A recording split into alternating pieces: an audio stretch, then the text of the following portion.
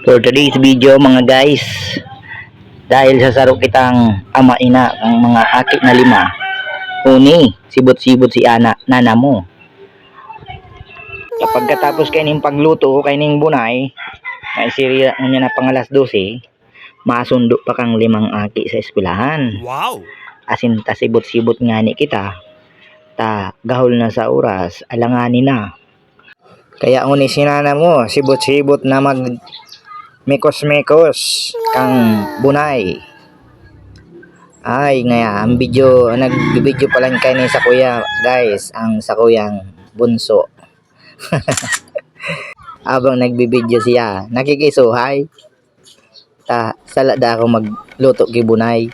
Diretso na nga ni kita sa pagmikos-mikos guys, ta alangan ni nuno na masundo pa kita.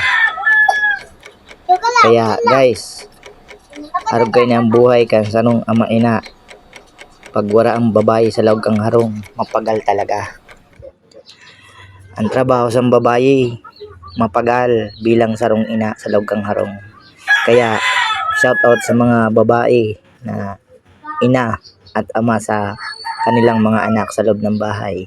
Mahirap talagang maging ina ama na nag-trabaho, nag-aayos ng mga ligpitin sa loob ng bahay, naglalaba, nagluluto, at ngayon nagsusundo. At ito na nga guys, ako ginagawa ko nga ito. At dahil malayo ang aking asawa, kaya ito yung trabaho natin ngayon. Pero pagkatapos nito guys, paghatid sundo, magtitinda naman ako. May business din naman ako.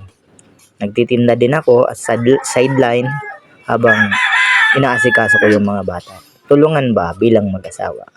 Kaya guys, napakaswerte ng isang babae na makahanap ng lalaking, hindi ko sinasabing katulad ko makahanap ng babae iniingatan sila, inaalagaan, at priority yung mga bata, inaasikaso at inalagaan na ayos.